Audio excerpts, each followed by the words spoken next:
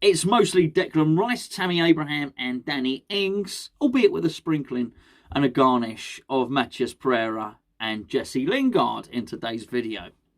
Declan Rice. Now, there's a conundrum, if ever there was one. When I say a conundrum, it confuses my thinking. I don't know whether him playing well for England is a good or a bad thing. For us, for West Ham fans, clearly it's a good thing for him. Whatever the outcome, it's good for Declan. Although he's not going to be feeling pretty good at the moment. He's been pretty gutted, quite frankly, that he's not lifted the trophy. And let's be fair, he couldn't really have done any more. As I said in the video yesterday, I was surprised that Southgate took him off. You know, it seemed like, and there were other players to take off. Let's leave it there. However, at the start of the season, clubs were looking at Declan and they wanted him. We've discussed this. All the big clubs want him. But really, nobody can quite afford him this season. And particularly if Chelsea go and get Haaland, that rules them out as well. Man City, we've already discussed this. They want him. But at the price, at West Ham's price, 100 million, well, no, it's just not something they're going to be able to do. That's why, through hook or by crook, or by sneaky measures, really, they're trying to get his price down. That's why it's been leaked in the press that Declan wants to be informed of when somebody comes in with a bid of 60 million. Oh, really? Look, without being funny, he's got a contract that's entirely up to the West Ham to either not sell him or to sell him for whatever they see fit. It's entirely up to Declan at that point to say, no, I don't want to sign for them. I'm going to run my contract down. I don't think any of those things are going to happen particularly, but that's just the way it is. I've said before, they don't have the 100 million. So what's his performances done? Well, I think in one sense it's insulated us in terms of that cost from the prospect of selling Declan Rice. Because now I do think we can puff our chests out a little bit more and say, no, he is worth 100 million. The problem is with that is I do wonder if now clubs are looking, and not just the clubs that we've mentioned, not just the English clubs, if other clubs are looking and thinking, he's worth 100 million. Now, is that going to make them more likely to spend it? Yes. Is it going to make it more likely for more clubs to come in for him? Yes, and in which case, the net result of that is that there might be a bit of an auction, which we don't really want. Well, not as West Ham fans anyway. So I think on the one hand, it goes in our favour. I think clubs now know there's no point approaching West Ham with 50 million. There's no point. West Ham ain't going to accept it. Good. That's good. But I was going to say the Wolves aren't circling, are they? The Sharks are circling. But I do have a little feeling. I don't know why I'm feeling optimistic, but I've got this little feeling that we're going to get a new striker. We're going to keep Declan Rice and we're going to sign Jesse Lingard. That's. I don't know why. I really don't. Declan's performance was magnificent, though. I mean, it really, really was. And I think I've said this before. There have been times when, as a West Ham fan, you've almost got to defend Declan Rice against other clubs. I mean, he's a different player, but take Harry Winks, for instance. Tottenham fans, Harry Winks is better than Declan Rice. They play in different positions, inherently different players. But you'd feel the need to have to defend him. You'd say, no, Declan Rice, a quality player. Not fit to lace Harry Winks' boots, that sort of thing. Sean Longstaff at Newcastle. Sean Longstaff is 10 times a player Declan Rice is. You feel the need to defend him. And say, no, you've not seen him play well enough. And you've not looked at him closely. You've watched a couple of highlights on Match of the Day, and you've not really been able to appraise and assess what a fantastic player he is.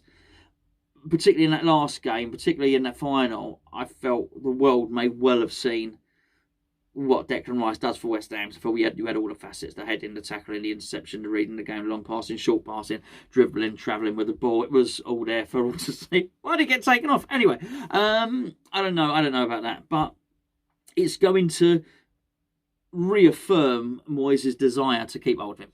That's for sure. On to the Tammy Abrahams. And now, Tammy Abrahams is a funny one because he's been in the news an awful lot. Say the news, let's call it the West Ham gossip columns. all the big websites, you know, Talk Sport and all of that sort of thing. And I'm talking about the generic websites, the ones that aren't particularly West Ham. The websites that are really taking over the newspapers, really, Tribal Football, Football Fancast, things like that, which, you know, 90 minutes, all they're just more news. There's just more news gossip in them now than the newspapers. They're carrying a lot of stories suggesting that West Ham are now leading the chase for Tammy Abraham. Now, I've thought for a little while. I'm not that keen on him, and I don't mean he's rubbish. Far from it. I think he's a really good player. But I've sort of poo-pooed the idea because he likes to drift out wide quite a lot. I think, well, no, this is not really. No, I don't mean. Sorry, David Moyes likes our striker to drift out wide. Look what he did with Arnautovic. Look what he did with Antonio. And look how he just wasn't interested in playing Chicharito at all. You know, so you look at it and you think, yeah, I just can't see it. He wasn't keen to play Sebastian Haller at all. When he had the choice, when Antonio was fit, Haller didn't play. That's what happened. I think there were a few factors into it, but I do think the mobility and pulling wide. And for that reason, I dismissed Tammy Abraham because I think, no, he's just not that type of player. But the more I look at it, the more I hear about it, the more I think that he may well be a viable target. He may well be. It might not just be smoke and mirrors. Now, David Moyes is back. He's back from his scouting the UEFA assessment role that he was doing for the Euros. He's now back. So we got games. I think we've got games today. Actually, we got Leyton Orient and we got Northampton. I'm sure we'll report on both on Hammers Chat. That's for sure. Just keep an eye on both channels. Put the notification subscription thing on, and if you hit the bell, there's a bell somewhere down below here. There's a little bell. Press the bell. You'll get a notification when we do a video. Keep your eye on it. We'll cover both games. So Moyes is back, which means I'm hoping we're going to step up the recruitment process. And I thought, actually, Abraham I'd spent too much time concentrating on the boxes he didn't tick rather than the boxes that he did tick. And that is that actually he's a really good striker. He's the right age profile. He's English. And if you've ever heard him interviewed, he's a good lad. You look at him and you think, actually, this guy would come in and he would fit straight into what we're doing. He would fit straight into the group. Also, I have no doubt that Tammy Abraham would have been in that. I've picked the squad. I was 23, 26. I don't know, that 54-man squad that Southgate had for the Euros. Had he played all season, Abraham would have been in. I'm absolutely convinced of it. I think Southgate likes him as well.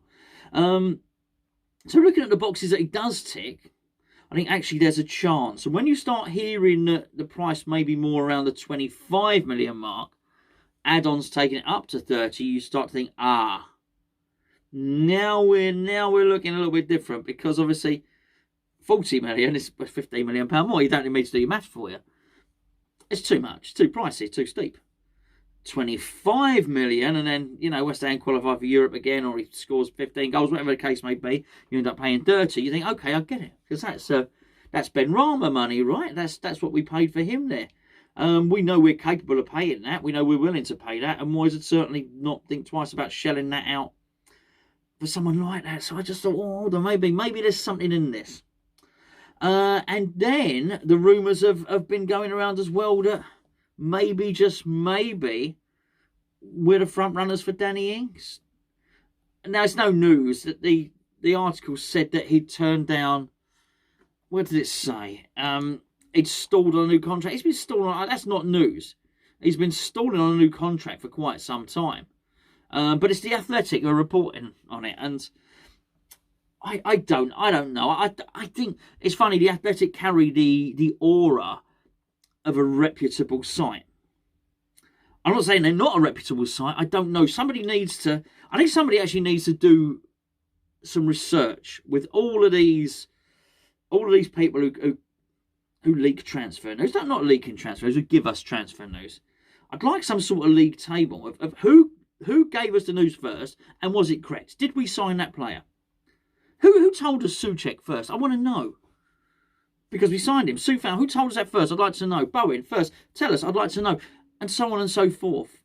Because then we start to get a build-up of who's reliable and who's not. Not just for us, but for every club. And then you'll think, well, hold on, maybe the Athletic have got a couple of journalists who are have got their ear, have got the ear of the Aston Villa owner and the Sheffield United owner and the Man City owner or something like that. So they're really accurate with that news. I'd just like to get a better picture of it, really, because I think it's quite hard to tell. So all I'm saying is the Athletic have got a reputation for being solid, I think, with their news. But I don't know. I don't know. I can't think how many of their rumours have turned out to be true. Certainly. So I'd like to see it. But anyway, they're suggesting Danny Ings. We're front runners. West Ham are front runners. I don't know. I mean, could be an interesting one. We've discussed it recently. It's an old story, particularly an old story that he's run his contract down. That's the case anyway. Us as front runners, that's a new spin on it. I said I'd tell you a little sprinkling, a little garnish of that's not garnish, is it? Unless you do that with your parsley. That geezer that does that. You seen him with a salt. I don't know what he's doing. He does the salt and it bounces off his elbow. Funny old geezer, really. I think his name is Salt. I think it is. I reckon he got a little gimmick. You want to say he grinds the pepper? Funny enough. Anyway, so why am I talking about that? I don't know. This is about Matheus Pereira. This is quite funny, actually. There's a Saudi club have bid $7 million for Matheus Pereira. Saudi Arabia, sort of like the richest country around, right? They're literally pulling buckets of black gold out of the ground by the second. If anyone could afford, to pay the going rate for Matheus Pereira, it's a Saudi club, I'm pretty sure. £7 million. If he's going for $7 million, we'll have him. We'll take him. Thank you very much. I just thought it was a little bit of a funny one, really. Can't believe it, but apparently Sam Johnston as well. Are we in for him? I'm not so sure. Just finally, apparently, I don't know. That's why it's only a little bit at the end of the video. Jesse Lingard, negotiations have started. I don't know. I'm just reading from. I'm looking at all of Football Fancast, Tribal Football, all of them. There's loads of them. The Fourth Official. That's another website. The Athletic. They are all there. I'm just reading from these things. I think they'll get their news off each other. I don't know. But for some reason, as I say, on this most solemn of occasions, because of England, of course, I don't know. I just had a feeling. I thought, hold on a second. I think we're going to get a striker. I think we're going to keep Declan Rice. I don't think we're going to get Jesse Lingard.